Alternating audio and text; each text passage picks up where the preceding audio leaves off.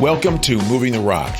Whether sales is all you do or only part of what you do, the strategies and tactics of success can often feel split between two realities. You can become someone you're not to earn the recognition and praise of people you don't respect, or you can try to figure it out on your own, knowing you'll underperform your potential.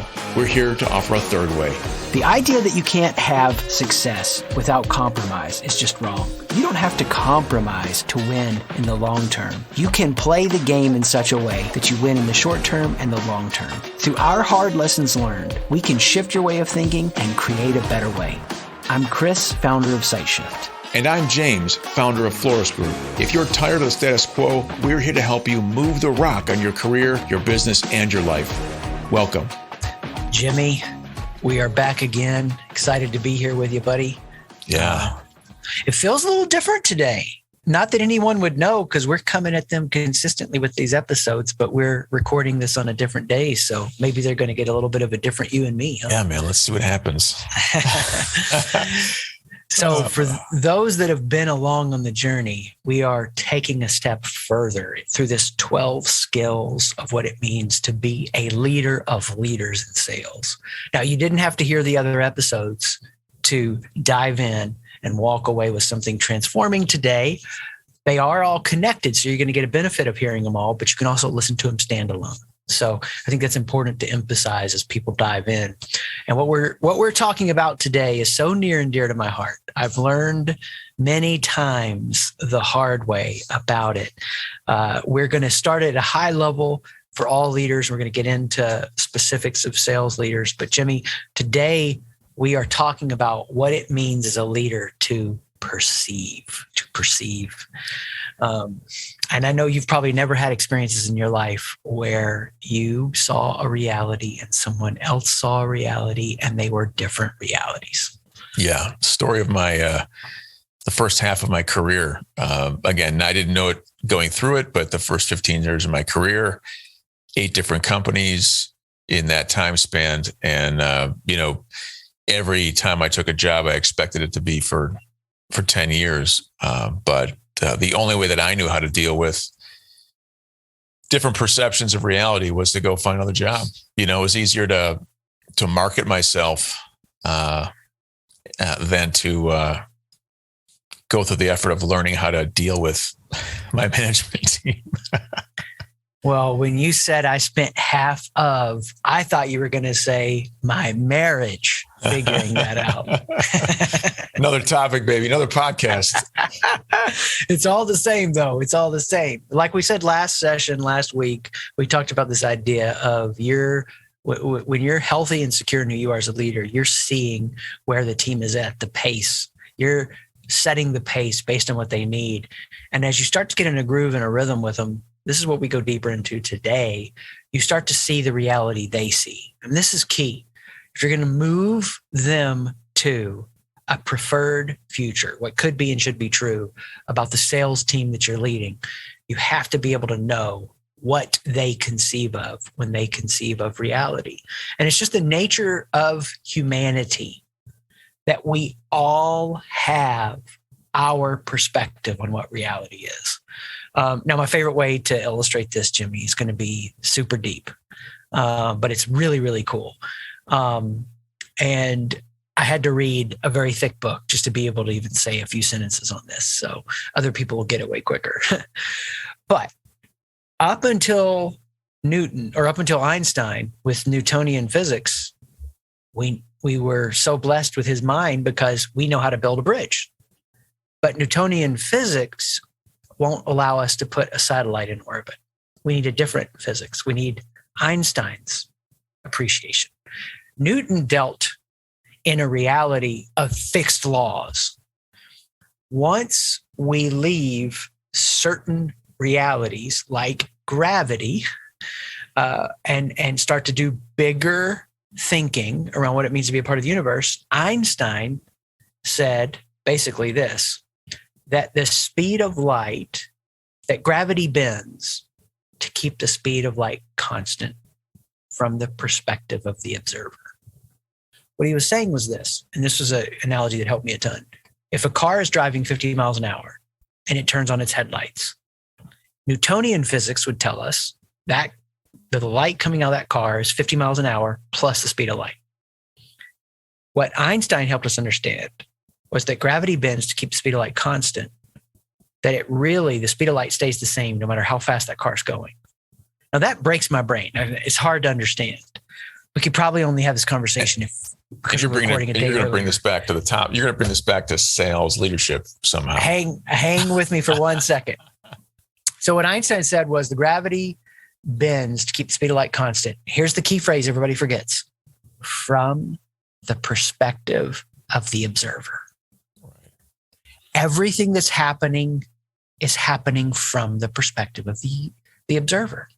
Even when they get into some of these deep realities in physics, you can't really measure anything, because once you measure it, what happens? You've changed it. There's a lot of experiments around this and phrases to describe this. So let's bring it back to reality. When you walk into that sales leadership meeting and you share a problem, your face expresses an emotion. You vent about something. You casually, without thinking about it, celebrate something. And you might be celebrating something that doesn't reinforce the values you want to celebrate. Everyone is having their own experience. Right now, economically in the market, people are interpreting the data and having their own experience. Reality is happening from the perspective of the observer. And what happens for leaders at a beginner level in their leadership that is so transformational is start to appreciate, they see it differently than I see it. And that's a really, really powerful understanding. How many times have you been with a team facilitating something, helping walk them through something, and you've watched it happen? Someone says A, and you're facilitating, and you go, can you state back what you just heard them say?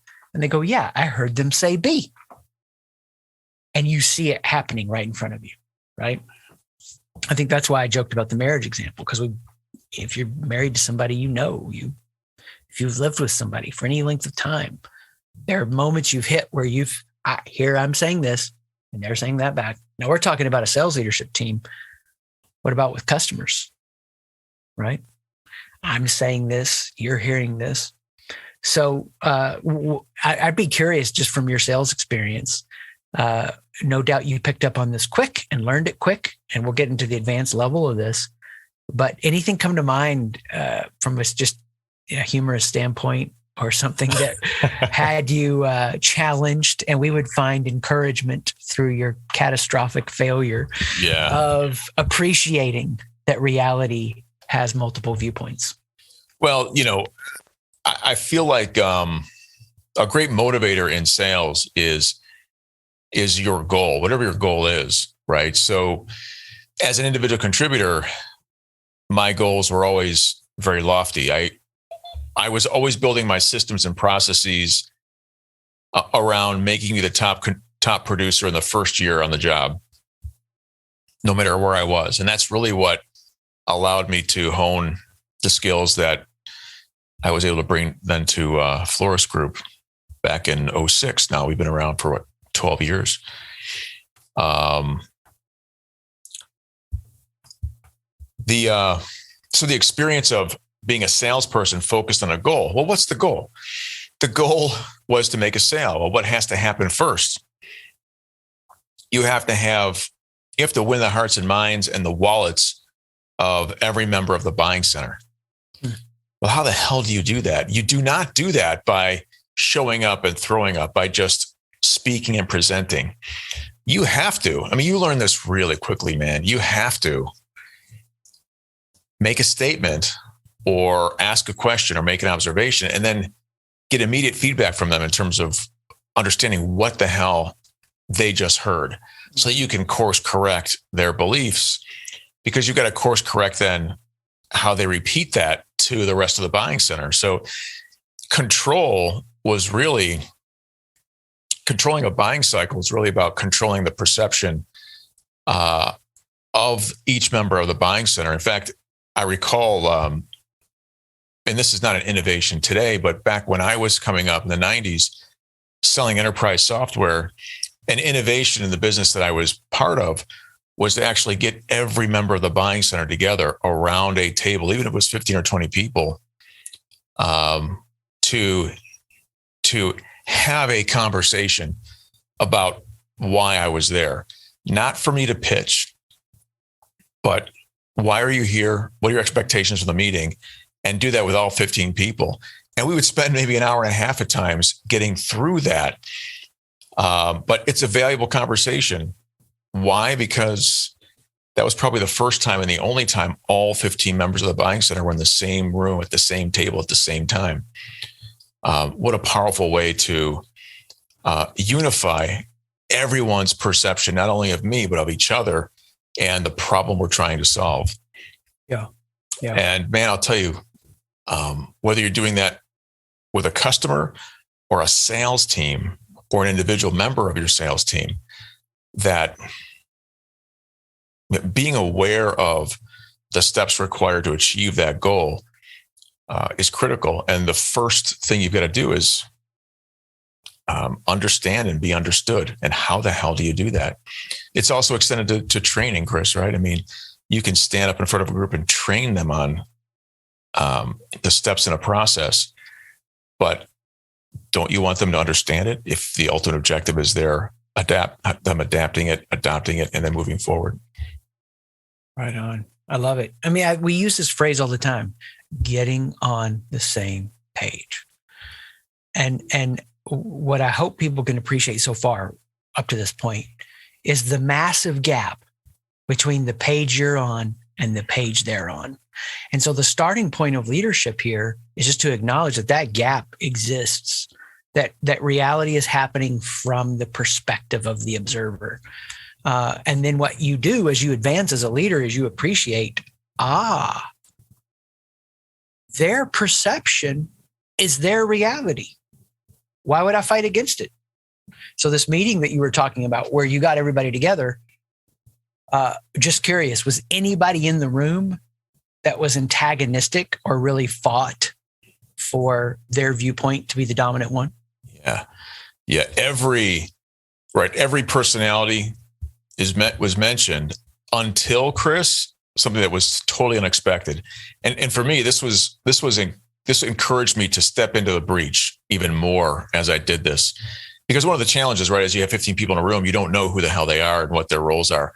You've really got to be more like a conductor of an orchestra, and you've never met any of the players. And so all you can do is step into the breach and focus on the shared goal and lead them down that shared path. I had those people, Chris, until unexpectedly the CFO opened up her mouth, right? No one knew who she was, what she looked like. And there she was sitting at the table. And so when the goals shifted, it wasn't just about being disruptive or asserting some level of dominance in the meeting. Now all of a sudden, somebody who had that higher level position and positional power among the group was there. It changed things. It was really pretty impressive. That's awesome.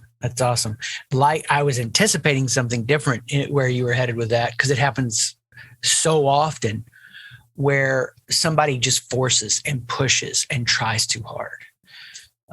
And I want to spend some time around this, because if we really can move from the beginner level of everyone's got their viewpoint to the intermediate level of their viewpoint is their reality, then you can move to the master level appreciation of this lesson, which would be this: I don't need to fight against that. I don't have to fight what their view of reality is. Instead, I'm looking to affirm it and connect with it and not try to move it 15 degrees, just move it 1 degree, 1 degree, 1 degree, 1 degree. That's the smooth way you operate through this change. So an example from this, it's going to have so much relevance. Right when I say it, you'll immediately get it. Cutting zucchini and squash last night. So, why not? Yeah, exactly. My wife had a headache. Chris, you're on dinner. I got you. I'm on dinner. And we had some zucchini and squash. And so I'm going to bake it up and get it roasted. Really excited about this. Well, I hadn't chopped a lot of vegetables in a long time. had a lot of vegetables. It'd been a while, let's say that. And I was using a new knife that I normally don't use to chop. So Jimmy, while I was chopping, I became very aware I was gripping the handle super tight. Okay. Just by that awareness and then relaxing my grip, somebody call Gordon Ramsay. Get him over to my house because he wants to see these chopping skills. The speed with which I was executing was at a different level. And so for me, here's the idea. If you're going to move to the advanced master level application of this, you appreciate everyone has their own viewpoint and reality. I don't have to fight against what it is. I hold it loose. Right. I hold it loose. I've got a grip on the handle. I'm influencing where it's going, but I'm not threatened by that objection they may bring up in the sales presentation. I'm not threatened by that protest from somebody on my sales team. It's all information. And that means it's good. Thank you for that information. It's all helping me understand what they're seeing, what they're feeling, and what they're hearing in regards to this current situation. And dude, too many times, I've blown past that. I remember one time I was leading a group of about 80 to 100 people through a big change. And I knew what my reality was that I was passionate about, but I did not speak with and connect to their reality. And I gave them this big, complicated analogy. And you could tell, Jimmy, that I lost the room. Mm-hmm. And then when people came up to me afterward, what did I want to do? I wanted to argue with them to be right. You and I have referred to that in chats we've had, like the Pharisees, right? The Pharisee energy. You got to be right. The purist is another term that you've used that I think is really effective. So when we talk about this idea of fighting and being a purist, and I've got to force what I see on them, take us through where you've seen sales teams botch this up, blow this up, all good humorous stories accepted. I wish I need some more good stories, Chris. I love it. What's resonating with me right now, when I was going through my coaching experience, when I left my job and went and got a coach and started becoming more functional. One of the things that I recognized about myself was that I was that fighter. And the analogy or the example that my coach helped me think about was, just make two fists and bring those fists together face to face, right in front of your face. And that's actually what I was doing with all my clients, all my employers, everyone I had worked with in a professional environment. I had my vision, knew where I wanted to be. Anyone that got in my way got that fist, that proverbial fist. But there are lots of folks that push back. So I learned that whenever I push, I should be expecting pushback.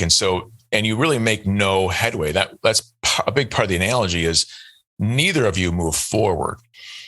So how do you avoid that, right?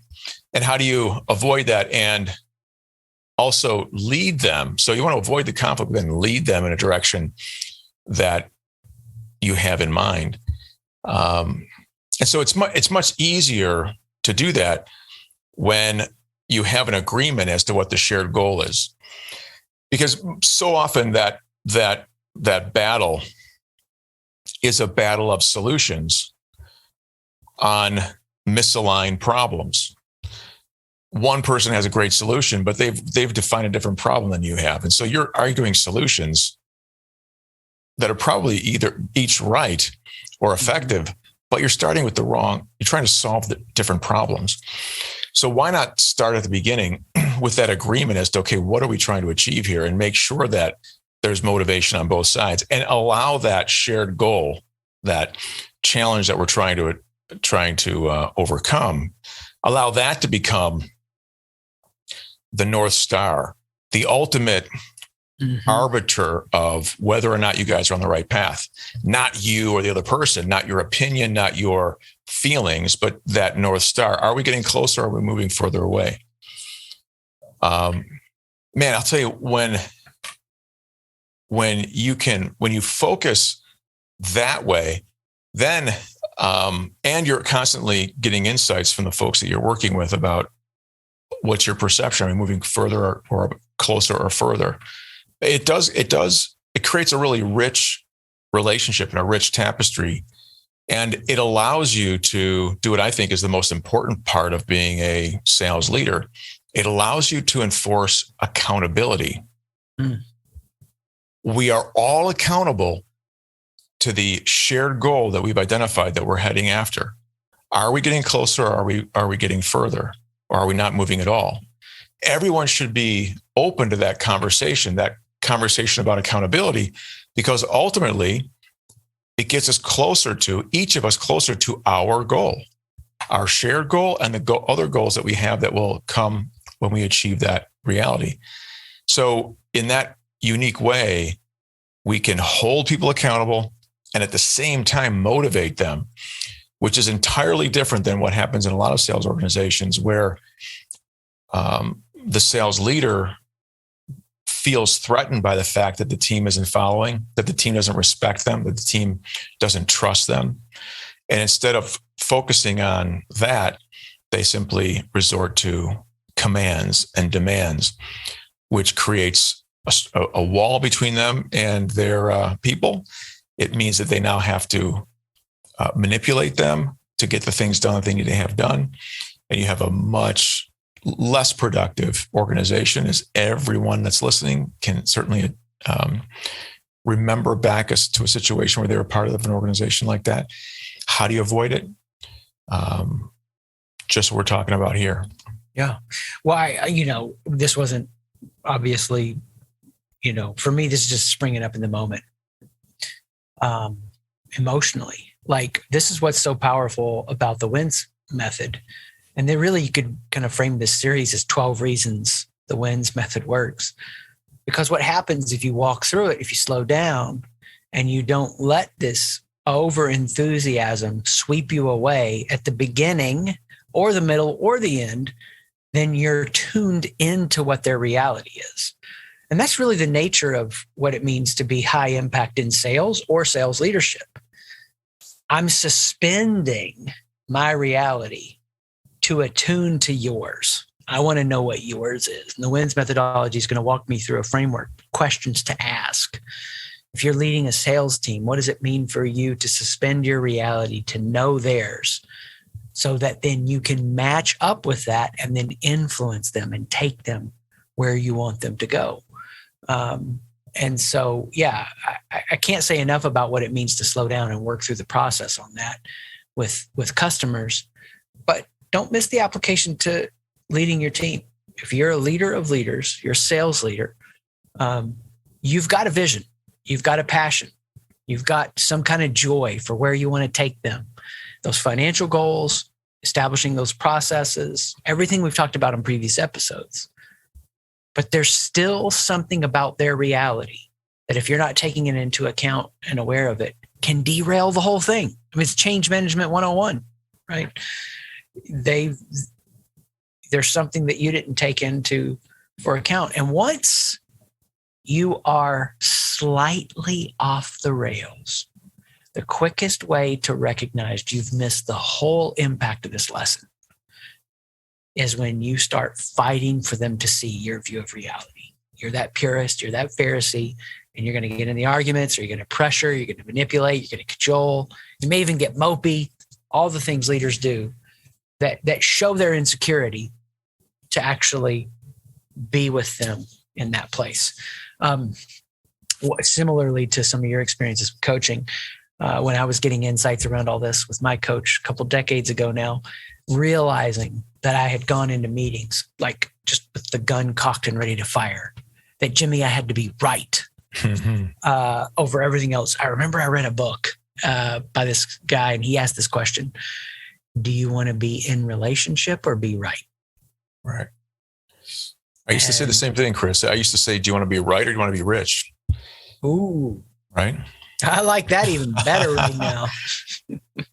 It all applies, man. It all applies. And so I don't have to be right. I don't have to fight for my viewpoint. I don't have to fight for my perspective.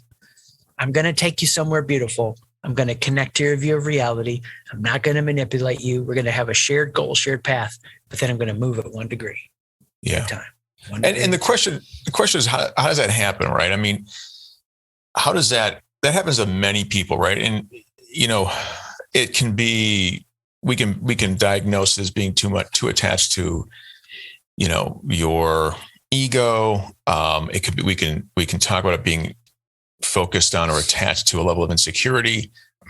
For me, and I think for a lot of folks in sales and sales leadership, it had to do with who I was mentored by.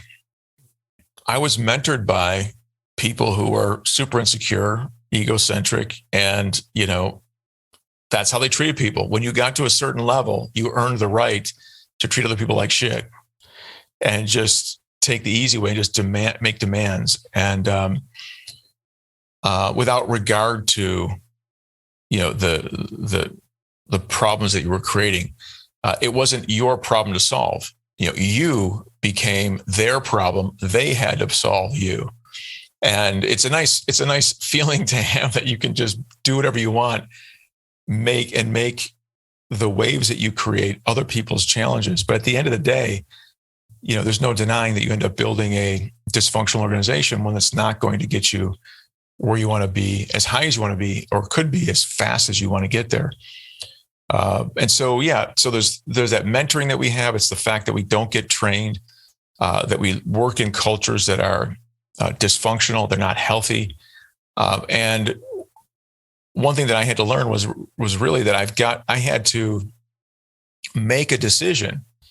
And I would counsel anyone on this. You've got to make a decision about how you're going to operate and not allow yourself to be caught up in a dysfunctional environment. You've got to be the change that you seek in your world, right? You've got to be the one that decides how you want to operate and set the example or model for the people around you about that, the other way that life can be, the other way that the organization can be built, the other way that we can operate, the other way we can treat each other, another way that gets us where we want to go faster, smoother. And then, of course, life becomes easier because then you start hiring people that think like you. You begin building teams of people that share not only the goal that you have, let's make some life-changing money, but the way that they want to get there. And life becomes easier. It becomes less stressful. I'm so glad. I feel like A, you brought up a really critical issue. How do you apply it? And spoke to that. And then B, cast a vision for the payoff of it. So what I'd like to do is build off of that, give you what I do in working with leaders to help them in this moment with perception reality, and then let you translate that for sales and sales leaders. How's that sound? Give you a practical. Let's dig in, man. Do it. Yeah. So once we've gotten past this idea of, okay, their reality matters, whatever blocked them up from that, then it's this conversation. The biggest clue that a leader is running past someone else's reality is when they make up for a lack of clarity with an increase in intensity. So here's an example. Let's imagine a coach working with an athlete. We've used him before, so it'd be kind of fun to do this. Let's use Tom Brady. For those playing the drinking game for this podcast, every time we mention Tom Brady, there you go. So a coach says to Tom Brady, "Don't you want to win a Super Bowl?" Intensity versus clarity. Tom, every time it's second and under 5, you're trying to fake to the right. Your foot is giving that away with taking 2 steps. And they know you're not headed there. Hold your foot, just move your arm over, then go in the direction of the play. Obviously, I'm doing a hack job of this, but here's the idea. The precision and accuracy of the very specific feedback gives them a reality to attune to. So what's happening for a lot of leaders is when they're not doing the hard work of getting in there and understanding the other person, they're trying to mask over it with trying to get what they want with just an increase in intensity. When master level leadership happens, when it's an increase in clarity. Now, very normal that, I find in people we're working with that we're giving them direction to improve in how they lead a leader, but that leader actually knows more about their specialty or their field than maybe the CEO or the VP. Involve them in the clarity. Involve them in the process. This is how you draw out their reality. Hey, are you happy with this result we're getting? Yeah, me neither. I'm going to affirm their personhood. I'm glad you're on the team, but I want to speak to you about your performance. What can we change here to give us a different outcome? So I might not have the specific clarity to give them, but I can ask the question that helps get it there.